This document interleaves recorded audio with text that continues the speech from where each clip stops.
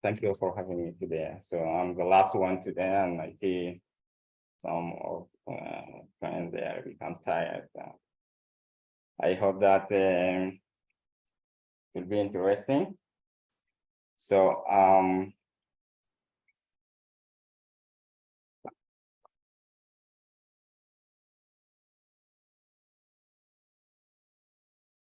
okay.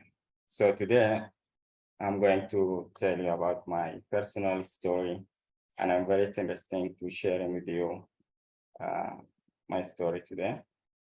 Then I'm Motaz Osman, and I'm asylum seeker from Sudan, Darfur. Um, I would like to share with you my personal story, but before that, I will be happy to show you some history about Sudan, uh, and then I will come to.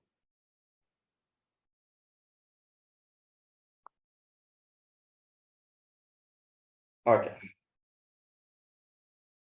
the history of Sudan. Um, as you can see here, there were several females in Sudan, specifically in 1988, and another one in 1998. The biggest reason for this famine was because there was no technology for using water from the river. And for agriculture, the Sudanese people were 100% dependent on the rain for agriculture. When the famine happened, people didn't know how to deal with no rain. With the rain, like there's no rainfall, so that is why the people they don't know how to deal when the famines happen. And there was a mass migration throughout Sudan, where many people migrate to the west and north from the South Sudan.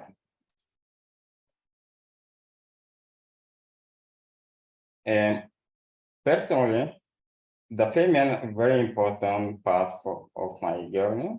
Most of the people in Darfur were 100% independent on self-ground agriculture.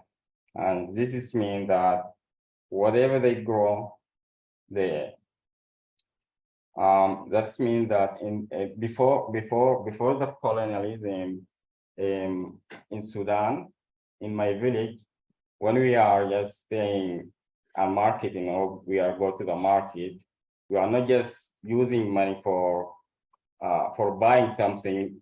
It's just we just like we deal like with like what we are growing. And in my village we are growing cotton. So and I don't know also why we are growing cotton because it's like because of the monoculture. That is why we are doing it. Um, um, there were at least in this area, there are two famines in this area in 10 years.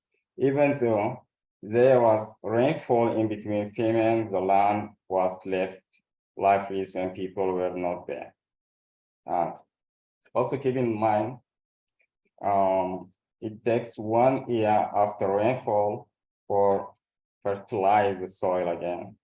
And this means that the agriculture production was extremely difficult. When people started to grow crops again, it's no wonder the militia came to steal from the Darfurian farm.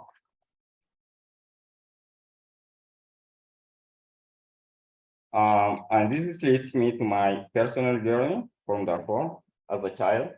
I remember I helping my father on his farm. And as I told you before, we just growing cotton and we don't know why we are growing the cotton because of the monocultura. Even today, people are just growing cotton as their only crops because they are still using the colonial monocultura rules. Anyway, it was amazing time that I spent with my family. We were self-sufficient from trading our cotton for food, and the rest of our cotton we were forced to sell to the government by force. And this cotton was exported very cheaply to the England. They are just made clothes with that in England, and they are bring it back again to Africa and specific in Sudan by high expensive money. When the famine started, it really affected our lives, and my father lost his work on his farm, and he had no income. We survived on store food that we put aside. But when the food ran out, we decided to migrate in 1998. We stayed in Niala. Niala is a state of is a part of Darfur.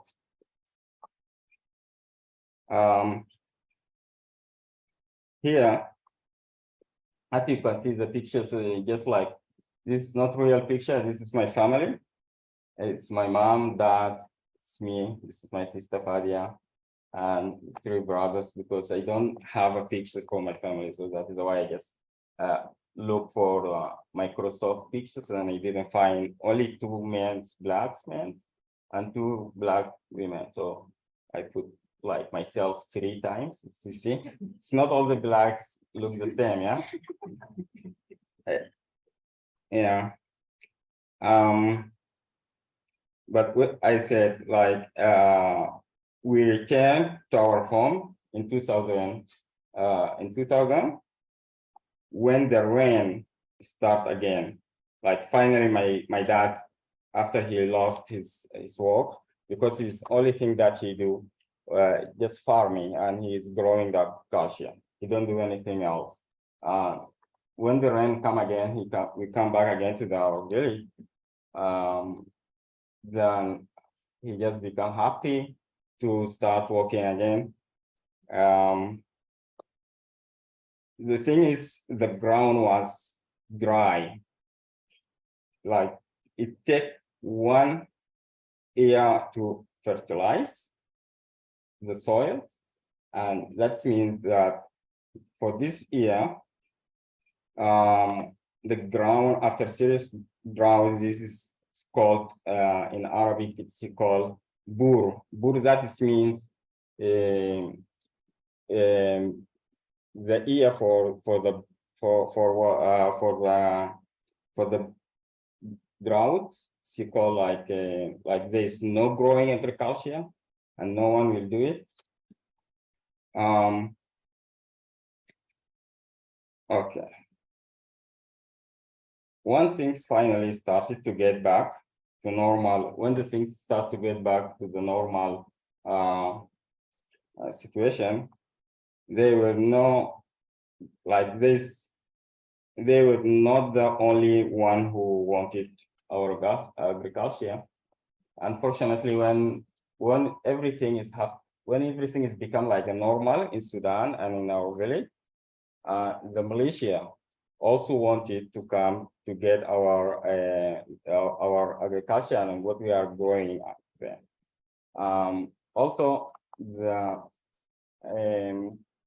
things start like people suffering from the female that is happening, and when we are growing the things, the Arab tribes, and that is the militia from Arab tribes, they are supported by the government Sudan. They are just come and starting taking and stealing the foods from the farmers, from the black farmers. So when the farmers start to defend themselves, like if you want to defend yourself and you say, this is my ground, I don't know, they will shoot you and just like you will die.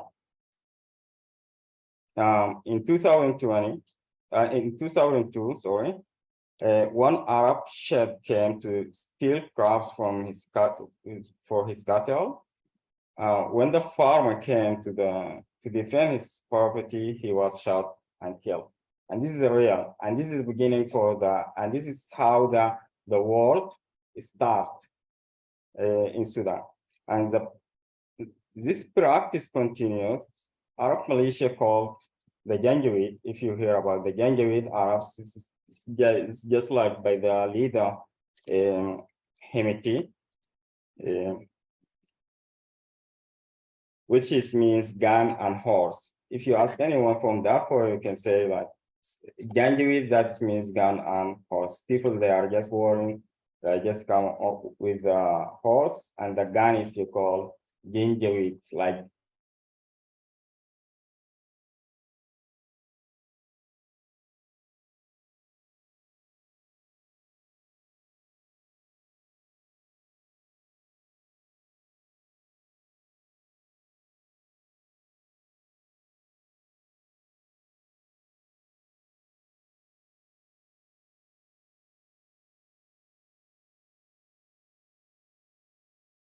bring them or call for them and support them to bring to give them the guns and everything that they want because they are in the same ethnic Arabs. And when they are shooting blacks people, and they are just like it's okay to cleanings blacks people from that area. And I remember, yeah.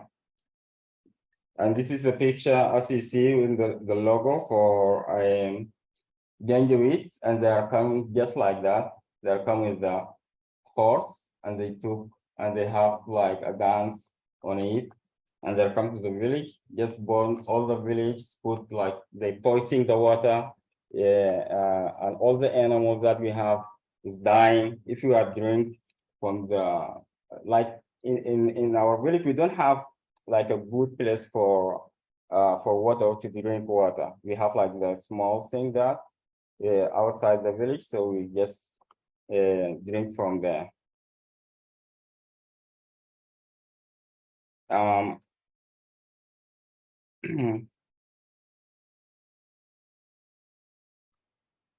The hunger in Darfur conflict. When we go, like he took the two balance back. This is remember also lead me to remember my dad when we go to the market and we have like 2 days in the week. We just like going to sell to buying something if you want in at home. And this is on Monday and Wednesday. And 1 month Wednesday there afternoon, I was 12 years old. I go with my dad to the market, and the Janjaweed militia comes around the market and nowhere to run or to escape from there. They are just starting shooting people. And my dad trying to save my life. I was a child, and he took like 2 balance of bags, and he put he combined for 1 box all the things, and he put me from the other things, and he just put that one in our horse, and he said to the horse, "Go home." And the horse is like, he knows the way. That is normal in our village. The horse, you know everything that. I see my dad shooting is the guy from the Janjaweed militia. And when I come home, my mom asked me what's happened and where is my dad, and I told her the Janjaweed militia, they are just attack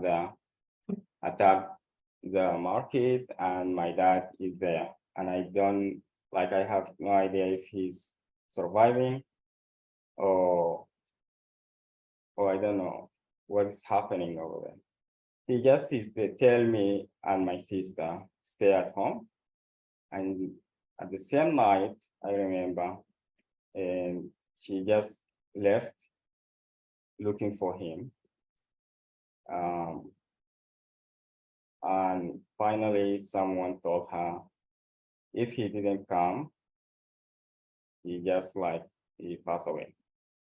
And even until today, I don't know where he's, my dad. If he's like, yeah. So my mom, she finally come back, and we are like, my sister asked her what's happening, and where's my dad? He said you wouldn't see your dad again, and you cannot see him again. He will never come back again. And she told us we need to leave immediately the village. At the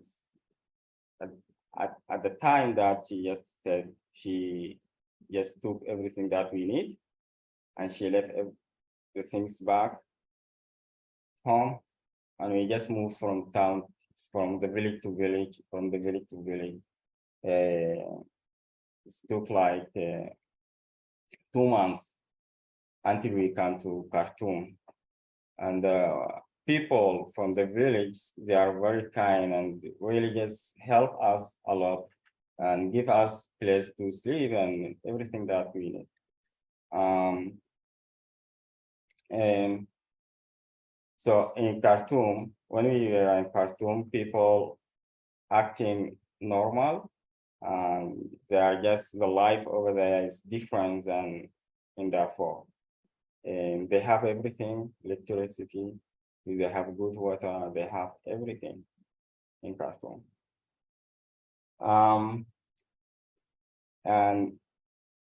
But it was surprising when I came to Khartoum. They are just forbidden for us to speak our native language. It's like, if you speak your native language, they are just put you in the jail, and even if you want to study at the school, you can't study if you don't know Arabic. So they force us to speak Arabic, like makes Arabicians in Sudan, for make the people, or the blacks people from the west who come to the north speaking only Arabic. So my mom, she's insists that she didn't talk to us in our native language. So that is why I'm just like, I don't know my native language. I know somewhat, but I don't know how to speak and to say anything about it.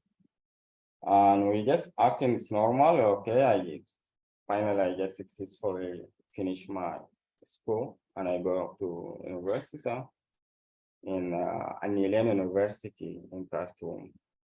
And the good things inside the university you have freedom to speak, to talk about what you want. Like, we have groups of people that any group support some party. So I was political actives inside the university, and I just talk about the Mutamar Watani party. Mutamar Watani is a Congress nations party that who just control the country at that time. So the officer there came to my house, and they took me twice to the jail. And the first time they told me that I have to join them, and if I don't join them, they just they tell me, like, you don't know what's going to happen to you. You have to join us, and they will give me everything that I want. So I refuse, and I told them I just focus. I want to focus to for studying. Like, of course, I can't say you guys kill my dad. and I'm going to fight for that. I didn't say that because I just scared. And I come back, they bring me back home. And the last time when I talk, they tell me that, and it was not wasn't be nice with me when they just come to took me, and they put me like 1 month to inside the jail. And I have a friend of mine, he's studying with me. Also, he works with the Mu'tamar Watan, this party nations.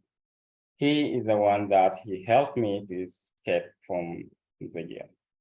So when I escaped from the jail, I just come here. I came here to Guinea. Guinea is my native place. It's my journey place. When I'm saying here, this here is Guinea, and this is the border of Chad. So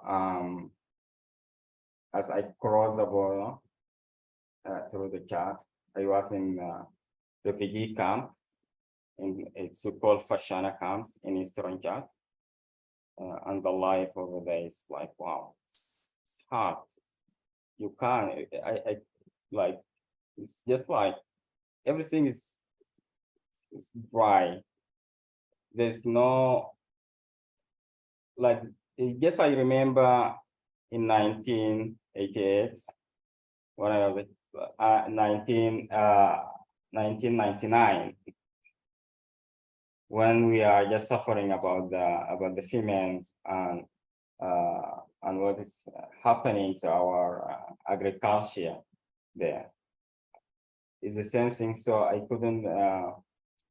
I just left that and I go to Libya, then from Libya to Egypt. And when I came to Egypt, also one of my friends, he told me that they got my locations, the government of Sudan, and they just wanted to bring me back again to Khartoum. And finally, like, there's no option that to stay in Cairo. So I left Egypt and I came to Israel. So when I came here to Israel,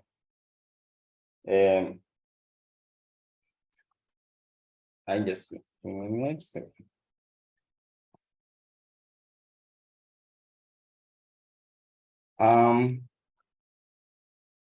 I came here as asylum seeker, looking for protections, but unfortunately, only yesterday. Just yesterday, there are more law coming closer to deporting asylum seeker who in Israel are called infiltrator. It's like Mutsinin, and they want to deport them back to Africa. And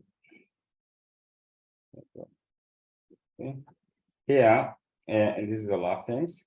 In summary, you can see how something that seems simple as farming and climate turn into international crisis. You're looking at the Kalma refugee. This is a Kalma refugee, and the Kalma refugee is inside Sudan, in the border of Chad. And here the organization distribute food and medical help. The people leave the camp has no green, everything is dry. People wait here for food distribution for once in the month, like every month that is just waiting for distribution the food. Yeah, and this is like some dry statistic for Sudan. Thank you.